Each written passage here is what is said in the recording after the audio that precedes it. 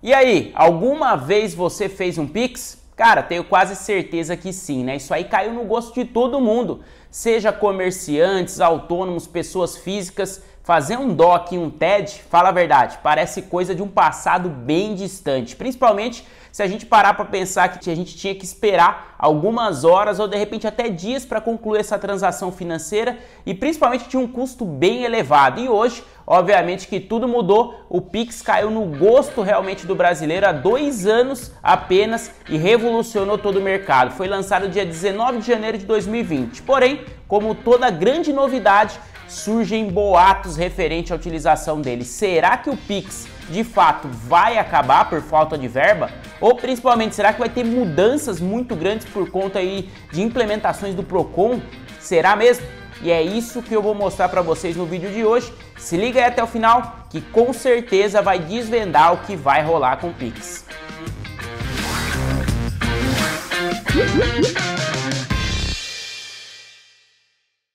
Mas antes, poxa, já deixa aquela força pra gente aqui, clica no like, não demora nada e me ajuda a divulgar esse vídeo para muito mais pessoas. Se você não é inscrito no canal, tá caindo de paraquedas aqui, já se inscreve aí porque aqui é o Compra Planejada e a gente fala muito sobre organização financeira, educação financeira, principalmente linhas de crédito e obviamente aqui que muita compra planejada. Então já se inscreve no canal, ativa as notificações, o sininho aí do lado para eu poder te avisar quando a gente soltar vídeo novo aqui no canal toda terça e quinta às 7 horas da noite. Feito isso, bora pro vídeo então.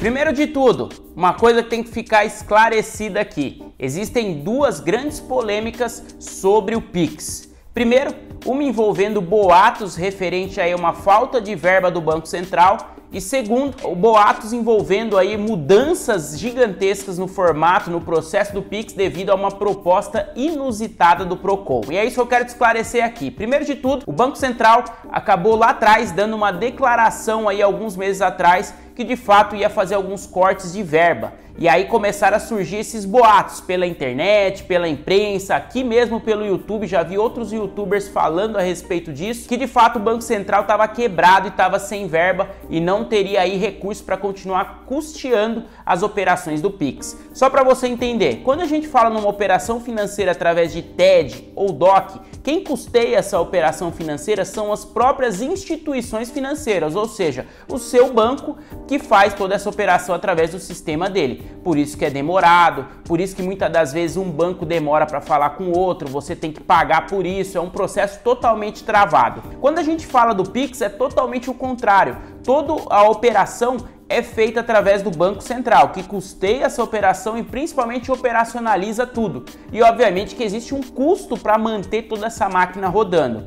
É óbvio que já foi esclarecido todo esse boato, então teve uma declaração do Banco Central falando que não, que esse corte de verbas não iria impactar o Pix. Então que todos os autônomos, comerciantes, enfim, pessoas físicas que se acostumaram a fazer aí o Pix normalmente para suas transações poderiam ficar tranquilos que não teria nenhuma mudança drástica referente aí ao Banco Central por conta dessas verbas. Só para você ter uma ideia, desde novembro de 2020 já foram feitas aí mais de 278 bilhões de reais em transações através do Pix. Ou seja, é uma verdadeira máquina que movimenta toda a economia e realmente tem uma importância muito grande para trazer essa agilidade. Poxa, porque imagina aí, você pode transferir dinheiro para uma outra pessoa realmente aí instantaneamente, de uma maneira muito rápida, com baixo custo, tanto que até o Banco Central estuda internacionalizar o Pix para outros países. É isso mesmo, você fazer um Pix para moeda estrangeira, fazer uma transferência tranquilamente para outro país, para uma pessoa que está fora, imagina um negócio desse? Realmente está sendo estudado. Então é uma tecnologia que veio e revolucionou todo o mercado e toda a nossa relação com o dinheiro. Obviamente que toda mudança traz impactos e é esse segundo boato que está surgindo, que são as alterações que foram propostas pelo Procon. Então vamos lá, o que o Procon fez? Na semana passada ele enviou uma proposta para o Banco Central solicitando a paralisação do Pix por 30 dias. Por quê?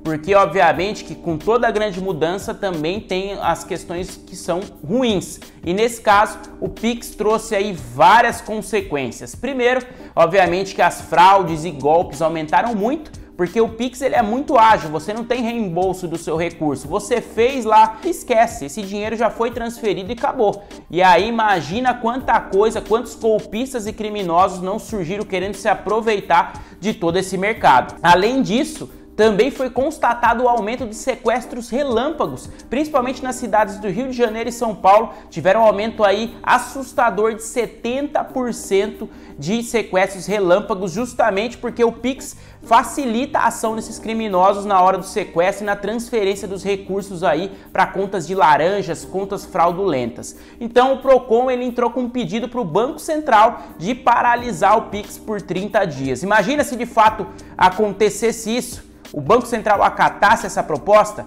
cara, basicamente iria travar a economia. Quantos bilhões de reais travados por conta aí da paralisação de uma tecnologia aí que realmente tem ajudado muito toda a economia. É óbvio que o Banco Central ele foi bem agressivo, ele se posicionou contra essa paralisação, alegando que não faz sentido nenhum fazer a paralisação dessa revolução digital que vem para somar no dia a dia e na vida financeira dos brasileiros. E o Procon teve uma resposta falando o seguinte: então beleza, você não vai aí paralisar por 30 dias esse Pix, então limita a transferências apenas de R$500. Mas meu amigo, não é R$500 por dia não, é R$500 por mês. Então imagina você que está acostumado a utilizar no seu comércio, no seu dia a dia o Pix para fazer várias coisas e você está limitado aí a R$500 por mês. Esquece! Basicamente matou toda a tecnologia, matou toda essa operação aí financeira. Obviamente que também o Banco Central se posicionou contra isso, falando que não fazia sentido nenhum. E é óbvio, pessoal, que o Procon não é nenhum vilão. Pelo contrário, ele está tentando zelar aí pela proteção do consumidor.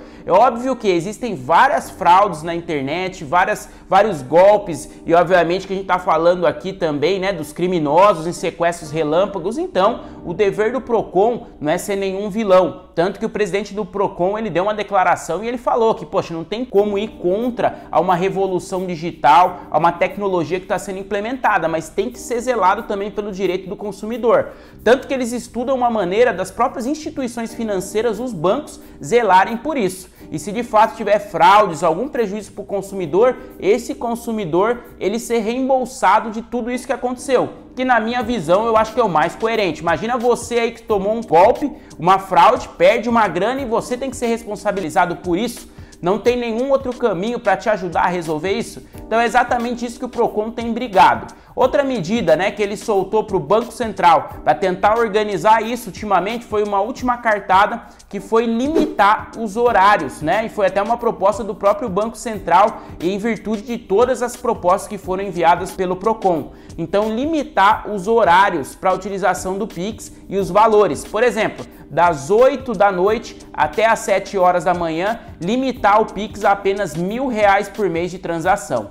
Bom, já é algo que parece um avanço, né, em termos de segurança, mas para o Procon não. Ele acha que o contrário, isso só vai complicar, porque imagina uma pessoa que sofreu um sequestro relâmpago. Essa pessoa só vai ficar muito mais tempo na mão dos criminosos até poder, obviamente, fazer a operação e concluir esse roubo. Os criminosos não vão deixar de fazer, de agir por conta disso. Pelo contrário, vão manter em cárcere muito mais pessoas por muito mais tempo, vai expor realmente essas pessoas a mais risco para poder concluir toda essa operação, todo esse roubo. Então, não é uma medida que ajuda, o Procon não viu isso com bons olhos. Na verdade, pessoal, tá sendo um embate que está sendo feito entre uma tecnologia que está revolucionando o mercado e, obviamente, as consequências ruins que elas trazem também, juntamente, né, com todos esses benefícios. E, obviamente, que o Procon tá aí para ajudar e ele está tentando encontrar medidas que obviamente tragam proteção ao consumidor. E ainda, segundo o Procon, só esse ano já tiveram mais de 2.500 reclamações referente ao Pix.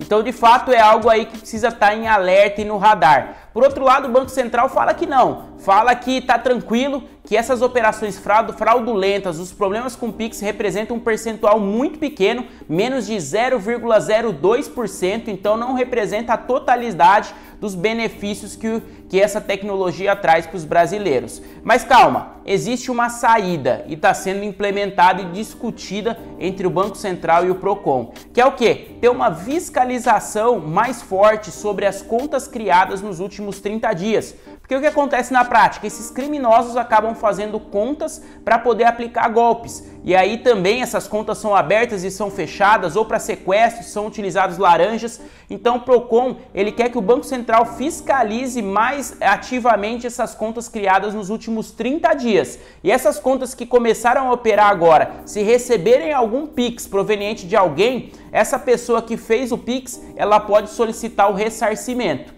Parece uma medida bacana, que vai trazer segurança, né, para o consumidor, para quem está usando ali o Pix, porque, poxa, se de repente fez aí uma operação financeira para uma conta fraudulenta, um laranja, um criminoso, você ainda pode pedir aí o ressarcimento. Porque geralmente as contas que são utilizadas para essa finalidade são contas que foram criadas aí nos últimos 30 dias. E a partir daí iria extinguir o estorno e obviamente que ia tocar a vida normal, porque teria sido validado que aquela conta é uma conta real, é uma conta aí que é segura, que pode ser utilizada livremente. Mas então, você aí, meu amigo, pode ficar tranquilo, tá? Que o Pix não vai acabar. É obviamente que toda grande revolução traz consequências e toda a sociedade precisa discutir, né, os prós e contras de cada tecnologia, de cada revolução digital aí que é implementada. E obviamente que o Pix não é diferente. Está sendo aí adotadas medidas que vão trazer mais segurança e proteção